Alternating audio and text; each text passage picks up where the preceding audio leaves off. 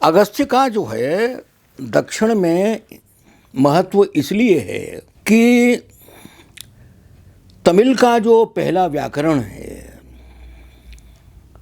उसका नाम है अगट्टियम, अगस्त्यम, अगट्टियम कहते हैं।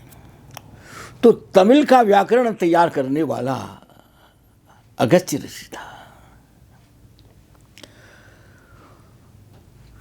इस कारण से अगस्त्य दक्षिण में एक महत्वपूर्ण व्यक्तित्व बन जाता है। वो दक्षिण और उत्तर के सेतु वे इसलिए हैं कि वो पहले गए थे। विंध्य पर्वत जो है उसके संबंध में एक कथन है। देखिए, पौराणिक जो कथन होते हैं और जो हमारी आज की जो आधुनिक भाषा है उनमें अंतर है।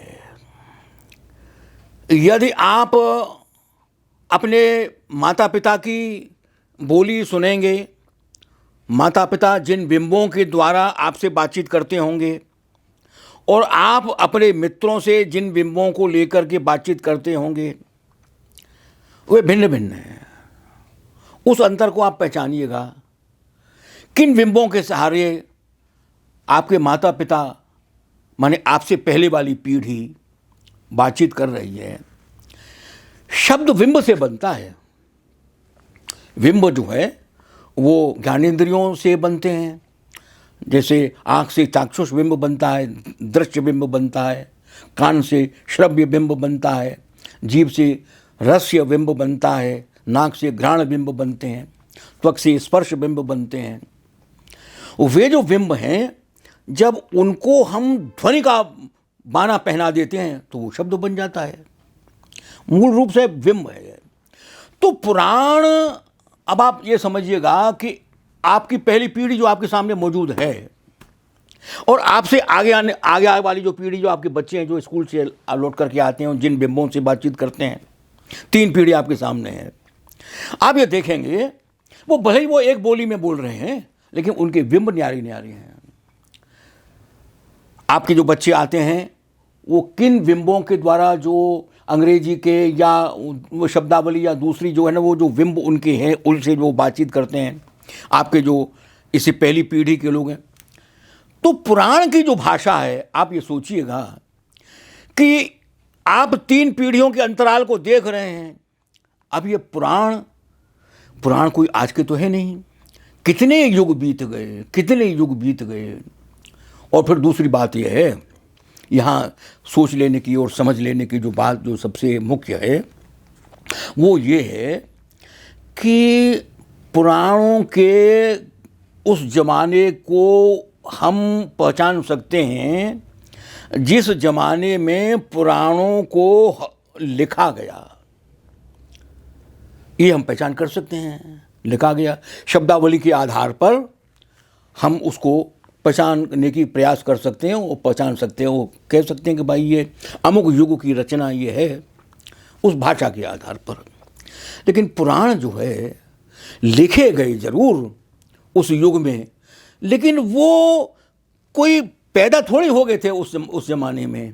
वो ऐसी रचना नहीं है जैसे कि आज भी आप ये मान लो रचना करते हैं तो मैथिली शरण गुप्त ने द्वापर लिखा, तो द्वापर लिखा तो कोई जिस जमाने में मैथिली शरण गुप्त ने द्वापर लिखा उस जमाने में द्वापर थोड़ा ही था। द्वापर तो उससे पहले का है, तो पहले की कथा उन्होंने द्वापर में लिखी।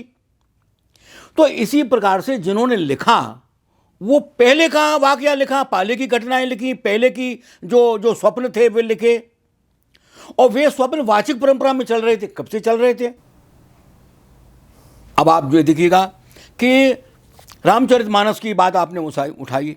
अब देखिए, जो भुषुंड है वो काक है, काक, कौआ। भुषुंडी, काक भुषुंडी का आता कि नहीं वर्णन आता है?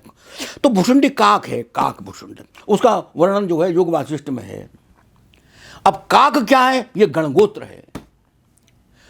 वो कबीला जिसका टोटम जो है वो कौवा था। अब गरुड़, जब आप गरुड़ कहेंगे तो मैंने वो पक्षी नहीं है यार, पक्षी नहीं है वो गण, वो कबीला जिसका टोटम गरुड़ था। तो अब रामचरितमानस या राम की कथा के स्रोत के रूप में उन्होंने काक का संकेत किया, बताया कि भाई राम कथा का स्रोत काक है।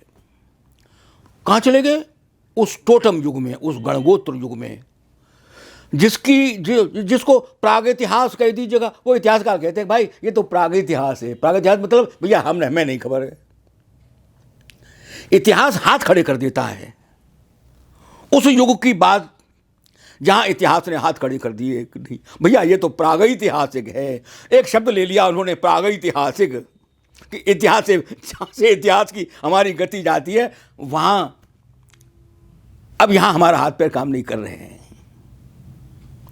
तो पुराण की जो रचना है, जो इतनी पुरानी जो रचना है, जो इतनी पुरानी और वाचिक परंपरा है, एक आदमी का कथन जब दूसरे आदमी के पास जाता है तो उसका शिल्प बदल जाता है, उसकी वस्तु में परिवर्तन आ जाता है।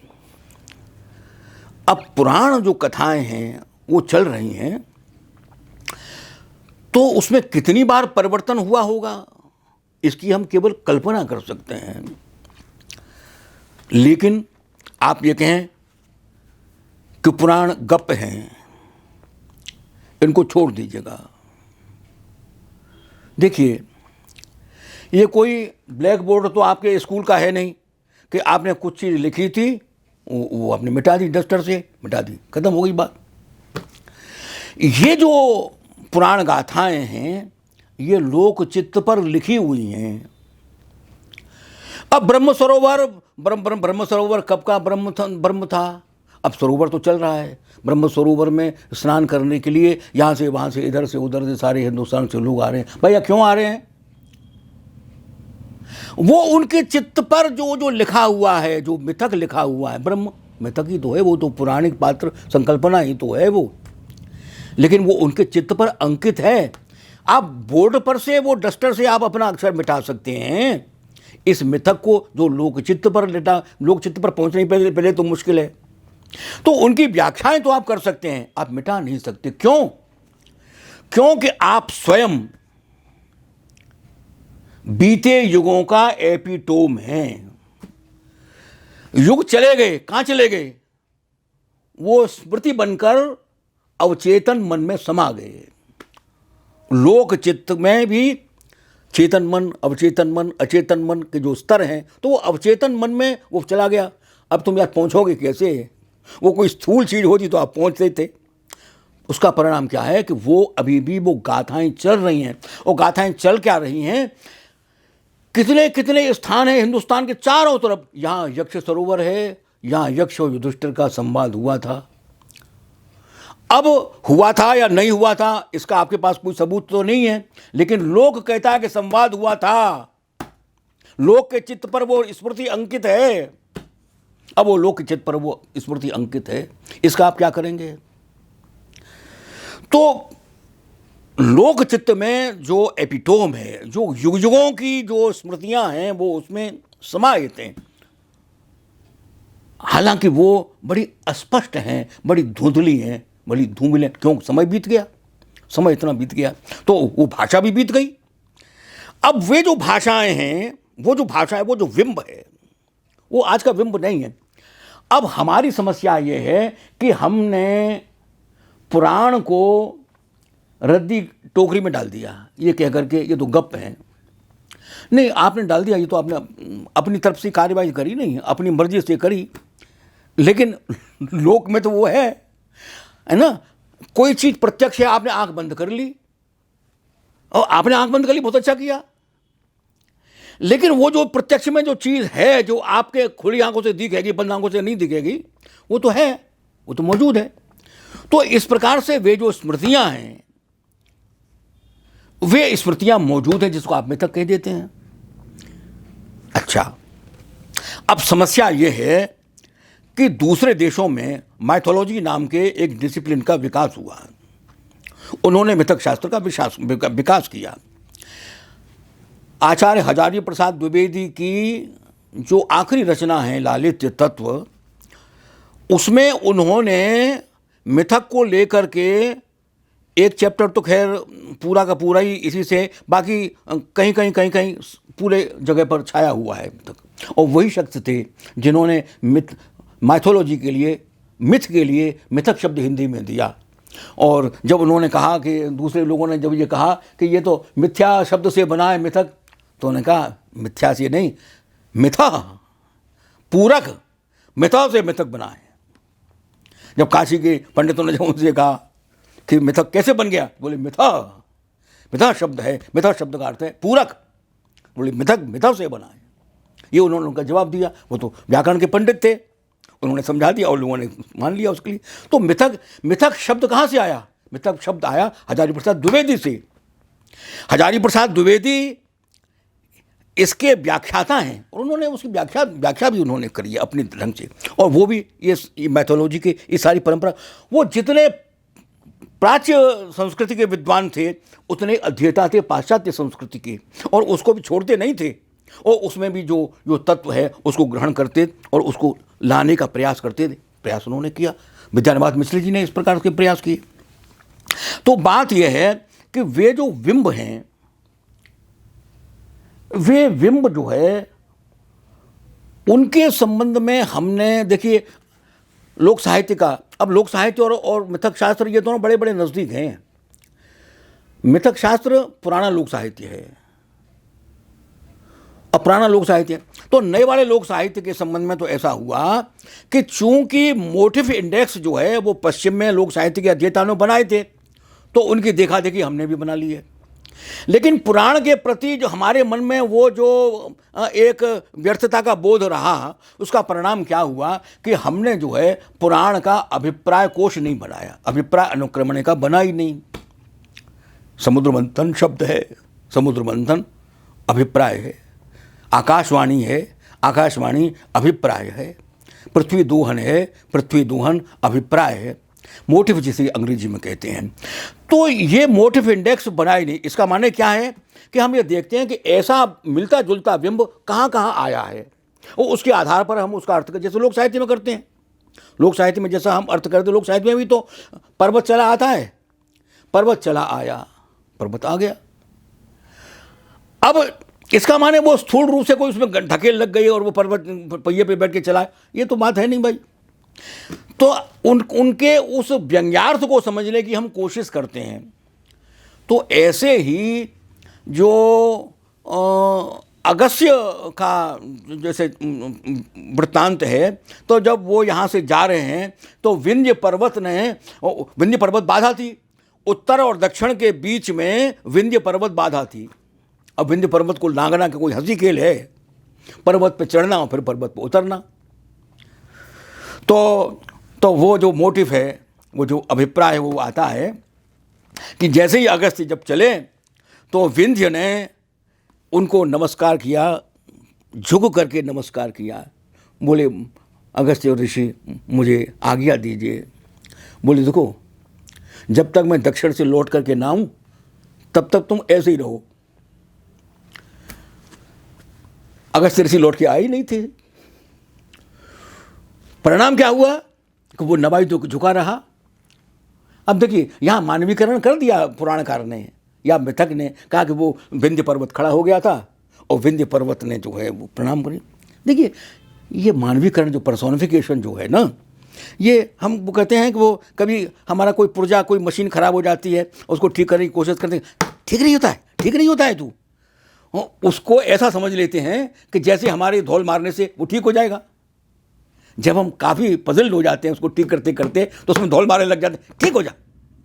कैसे ठीक होगा भाई? लेकिन हमने क्या किया? हमने उसको जीव मान लिया, सजीव मान लिया। तो ये जो जीवन का जो सिद्धांत है, सर्व सजीवत्व का सिद्धांत है। सर्व सजीवत्व का सिद्धांत का मतलब क्या है कि पर्वत भी हमारी तरह से सोच रहा है, ये हवा भी हमारी तरह से सोच रही है, ये फूल भी हमारी तरह से सोच रहा है, ये धरती भी हमारी तरह से सोच रही है, सारी चीज़ हमारी तरह से ही सोच रहे हैं। ये तखत रखा हुआ ये भी हमारी तरह से सोच रहा है। माने जड़ और चेतन, वह उसमें कालिदास ने लिखा है, वहाँ मेघदूत में लिखा है, चेतना चेतनेषु, चेतन और अचेतन में भेद समाप्त हो जाता है। मन की वह स्थिति जहाँ हम चेतन और अचेतन में भेद नहीं कर पाते, वो स्थिति जब मन की होती है, उस स्थिति में हम कह देते हैं कि वो विंध्य पर्वत खड़ा हुआ और विंध्य पर्वत ने नमस्कार किया और अगस्त्य ऋषि ने कहा तू ऐसे ही नवा रहे। इसका जो एक अभिप्राय है, जो अभिष्ट है, वो ये है कि विंध्य पर्वत में से रास्ता निकल गया। विंध्य पर्वत से उन्होंने रास्ता बना दिया उत्तर से दक्षिण जाने के लिए, और वो विंध्य पर्वत ने जगह दे दी उसके लिए। विंध्य पर्वत झुक गया। अब उस झुकने की प्रक्रिया जो अगस्त्य ने जो भी की,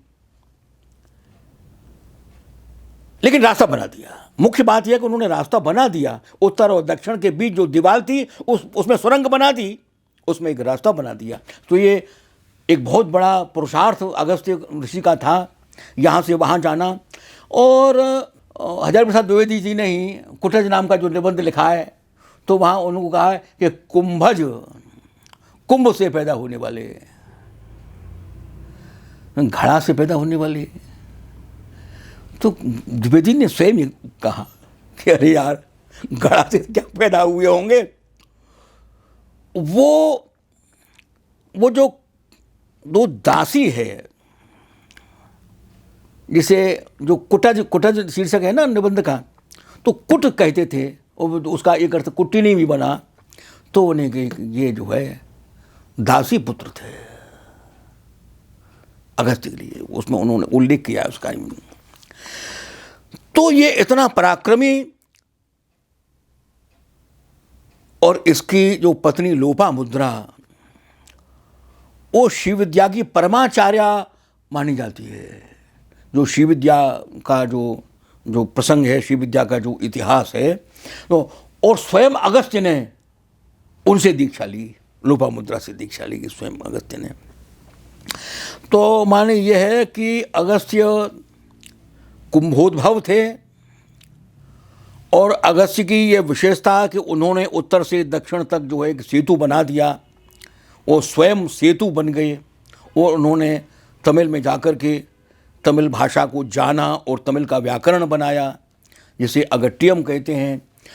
और जो दूसरे जो विश्वास के जो बिंब तमिलनाडु में हैं, उनमें कई जगहों पर जो है वो अगस्त्य का जो बिंब है वो मौजूद है, वो आता है उसके लिए।